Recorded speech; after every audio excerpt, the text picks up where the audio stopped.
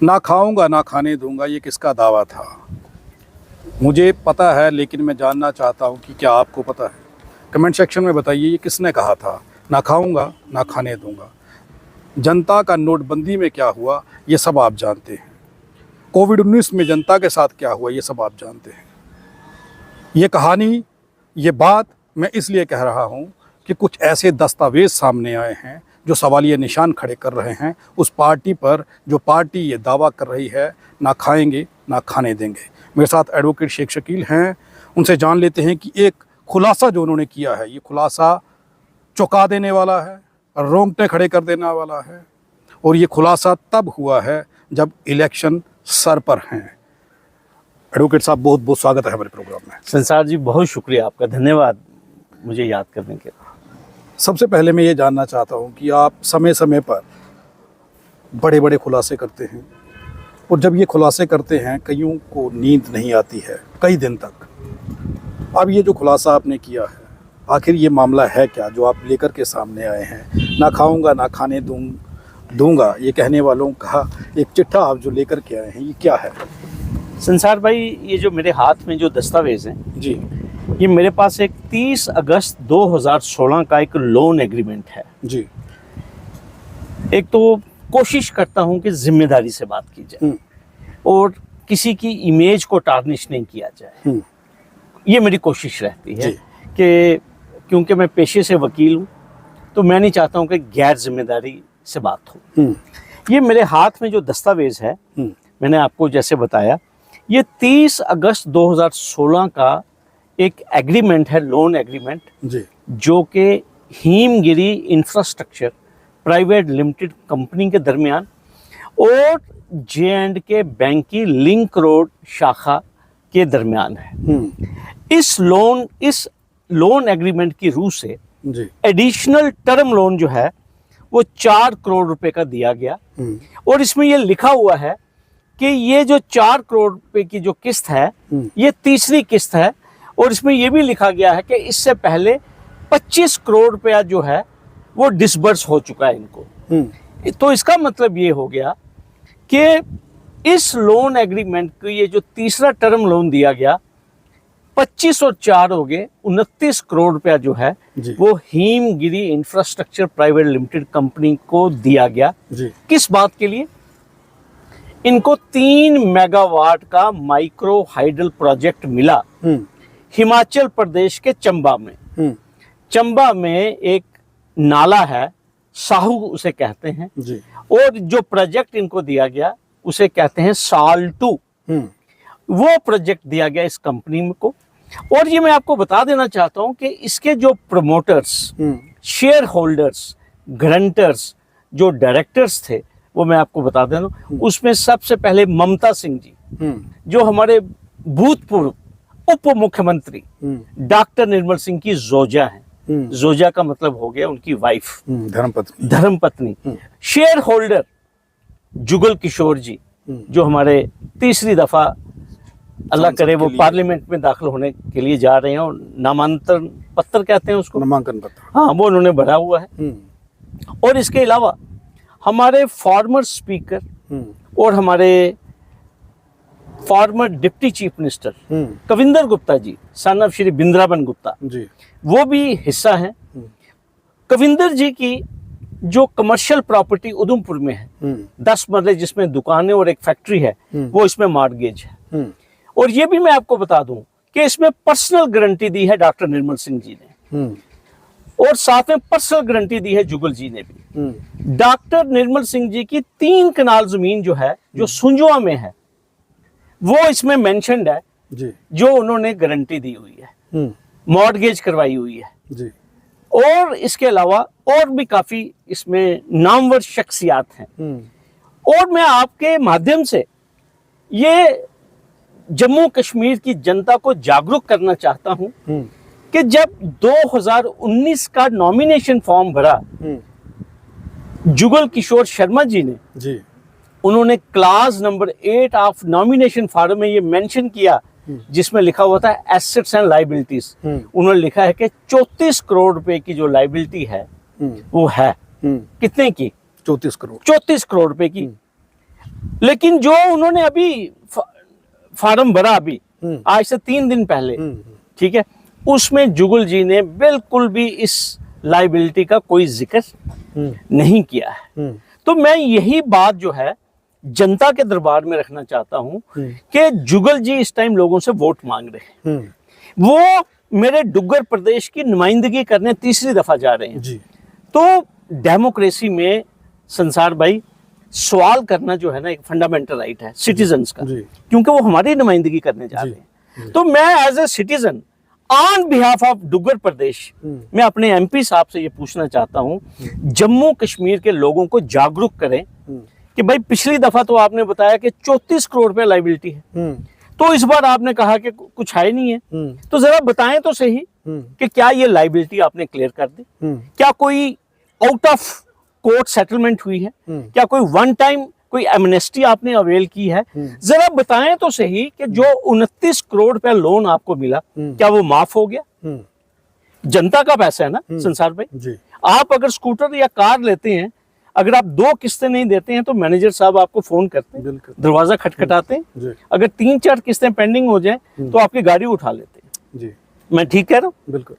तो जम्मू कश्मीर की खास तौर पर जिस कॉन्स्टिट्यूएंसी को वो रिप्रेजेंट करने जा रहे हैं, तो मैं सिर्फ जनता को यही चीज बताना चाहता हूं कि हम अपने एमपी साहब से ग्रेसफुली, ऑनरेबली, एक पार्लियामेंट्री तरीके से हम उनसे पूछें कि जुगल जी जरा अवगत बताइए, इन्फॉर्म कीजिए अपने वोटर्स को कि भाई जिस तरह आपने ये बताया कि आप मैट्रिकुलेट हैं, आपने अपनी लिस्ट ऑफ प्रॉपर्टी बताई है, अच्छी बात है, क्योंकि ये रिक्वायरमेंट है, लीगल रिक्वायरमेंट है, कॉन्स्टिट्यूशनल रिक्वायरमेंट है। इसी तरह ये भी तो बताइए, क्योंकि आज जिस पार्टी से उनका ताल्लुक है, आपने शुरू में भी कहा था, वो पार्टी ये कह रही है कि हम करप्शन के खिलाफ हैं। रोज हम यही सुन रहे हैं कि जम्मू कश्मीर में मिस रूल था, नॉन गवर्नेंस थी, करप्शन थी, डायनेस्टिक पॉलिटिक्स थी। तो आप इतनी हाई मॉरल ग्राउंड अगर ले रहे हैं तो अपने वोटर्स को भी ये जागरूक करें कि ये 34 करोड़ जो मुझे सुनने में आया कि इंटरेस्ट डालकर ये पैसा जो है कोई 50 करोड़ भी क्रॉस कर गया है। तो ये पब्लिक का जो पैसा है, इसको कैसे आपने इस लाइबिलिटी को कैसे अदा किया, कैसे पे किया? और मजेदार बात मैं आपको बताऊंगा संसार भाई जी। ये अकाउंट जो है ये एनपीए हो चुका है, और आपको पता है जो एनपीए अकाउंट होता है उसमें सरफेसी की कार्रवाई होती है जी, प्रॉपर्टी अटैच हो जाती है जी, उसकी ऑक्शन होती है, अखबारों में नाम आते हैं, लोगों की तस्वीरें छपती हैं, ग्रंटरों की तस्वीरें छपती हैं, और प्रॉपर्टी को ऑक्शन किया जाता है। क्या आप एक सीनियर सोबर जर्नलिस्ट हैं, क्या आपने कभी अखबारों में पढ़ा कि क्या इस हिमगिरी इंफ्रास्ट्रक्चर कंपनी जो है, क्या इसके खिलाफ कोई कार्रवाई आपको सुनने में आई? बिल्कुल नहीं, अभी तक नहीं। ठीक है, क्या आपने ये सुना कि किसी सिविल कोर्ट में या बैंक कोर्ट में या कमर्शियल कोर्ट में कोई दावा हुआ रिकवरी का? क्या आपने सुना? बिल्कुल नहीं। तो कहने की ये बात है, बिल्कुल भी जाती तौर पे वो मेरे भाई हैं, बहुत अच्छा उनका इखलाक है, जम्मू के लोगों ने उनको बड़ी इज्जत से नवाजा, पहले भी 2 बार जीते, अल्लाह करे अभी भी जीते। लोगों, अल्टीमेटली लोगों का फैसला है ना, लोगों ने वोट डालने हैं। तो मैं ये एज ए सिटीजन मैं ये अपना एक दायित्व समझता हूँ, एक ड्यूटी समझता हूँ कि मैं जुगल जी से सवाल करूं।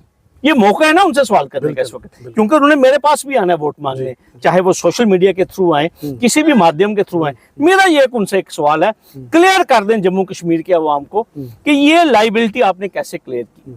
क्या आपको एनओसी मिला जेके बैंक से?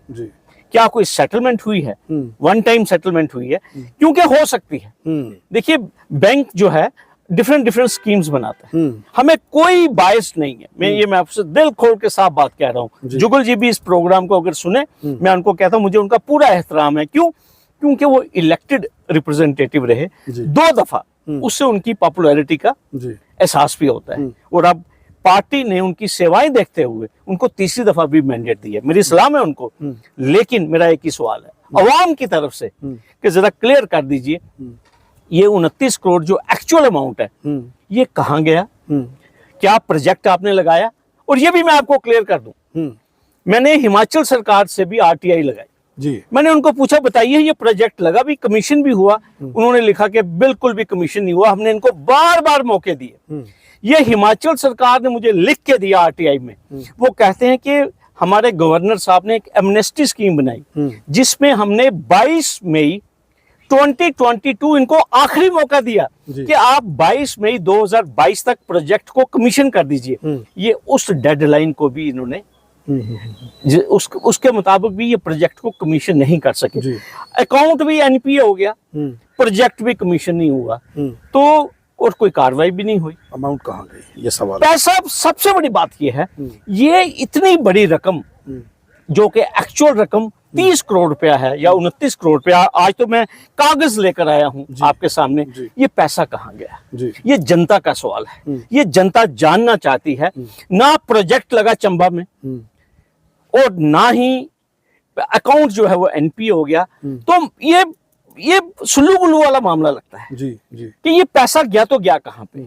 तो क्या जिस तरह बाकी लोगों के खिलाफ कार्रवाई चल रही है और आप देख रहे हैं कि चक्की में पीसिंग एंड पीसिंग चल रहा है प्रोग्राम, केजरीवाल जी जेल में हैं, संजय सिंह जी जेल में हैं, और पता नहीं कितने लोग अभी जेल में जाएंगे, तो क्या जो रूल ऑफ लॉ है क्या वो यहाँ अप्लाई होगा? मेरा ये जनता की ओर से एक सवाल है। आपने एक विश किया कि मैं दुआ करता हूं कि ये दोबारा से इलेक्शन जीतें या लड़ें, लेकिन जो सवाल आपने खड़ा कर दिया, जो कागज़ आपने इस दौर में निकाल के रख दिए, जो आंकड़े आपने बता दिए, इन कागज़ों की बिनाद पर अगर ये सही हुआ या जवाब नहीं मिला तो जेल हो सकती है। देखिए ये कानूनी प्रक्रिया है संसार भाई जी। मेरा काम है बतौर स्टूडेंट ऑफ लॉ जी, बतौर डुग्गर प्रदेश का एक निवासी जी, लोगों के सामने तथ्य रखना, फैक्ट्स को रखना। जी। देखिए मेरे चीफ जस्टिस हैं डीवाई चंद्रचूड़ जी। उनका मैंने एक स्टेटमेंट न्यूज़पेपर में पढ़ा था कि intellectuals have a duty to expose the lies. ठीक है, तो मैं हवा में बात नहीं कर, बिल्कुल। मैं बतौर सिटीजन, बतौर लॉयर, बतौर आप ये समझ लीजिए कि प्रैक्टिशनर, मैं सिर्फ ये चीज जनता के सामने ये लाना चाहता हूं कि भाई सवाल पूछिए, आंखें बंद करके बटन मत दबाइए। सवाल पूछिए उस शख्स को जिसने कल को जम्मू की नुमाइंदगी करनी है संसार भाई जी, जिसने डुग्गर प्रदेश की नुमाइंदगी करनी है जी।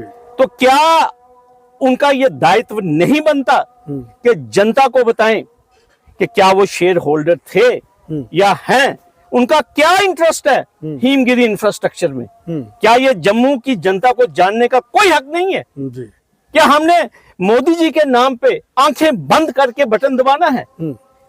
मुझे बहुत एहतराम है अपने तेजस्वी प्रधानमंत्री का, जिनका ये नारा है और उन्हीं के नारे के ऊपर हम काम कर रहे हैं जी। जो कहते हैं ना खाऊंगा ना खाने दूंगा, सबका साथ सबका विकास, सबका विकास। लेकिन यहाँ पर विकास, यहाँ पे अब खुद ही आप देख रहे हैं, मैं तो कागज की बुनियाद पे कह रहा हूँ संसार भाई कि यहाँ पे विकास भी नहीं हुआ, प्रोजेक्ट तो लगा ही नहीं, अकाउंट एनपीए हो गया जी। तो जो लीगल मशीनरी है, जो लीगल स्टेप्स लिए जाने चाहिए थे, क्या जम्मू कश्मीर की जनता को जानने का हक नहीं? मेरा बस इतना सवाल है जी। एक बड़ा सवाल खड़ा कर दिया है एडवोकेट शेख शकील जी ने। ये कागज जो आपको मैं दिखा रहा हूँ, इन कागज़ों ने कुछ सवाल पूछ लिए हैं और ये सवाल इतने बड़े हैं कि सांसद की इलेक्शन लड़ने से पहले जुगल किशोर शर्मा जी की मुश्किलातें बढ़ सकती हैं, क्योंकि ये जवाब जो एडवोकेट शेख शकील मांग रहे हैं, इसका जवाब ठीक से नहीं मिल रहा। ये कागज़ जो कह रहे हैं और इन कागज़ों में जो लिखा है वो ज़मीन पर कहीं दिख नहीं रहा। एडवोकेट साहब ने जो कहा है, इस खबर को अगर आप सुन रहे हैं, इस खबर को दबा करके शेयर करिए और उन नेताओं तक पहुंचाइए जिन नेताओं की ये फाइल एडवोकेट शेख शकील के पास पहुंची है। बड़ी मेहनत से वो ये कागज़ लाते हैं, क्योंकि जो माहौल चल रहा है, जो दौर चल रहा है, इस दौर में कागज़ निकालना तो मुश्किल, सवाल पूछना भी खतरे से खाली नहीं है।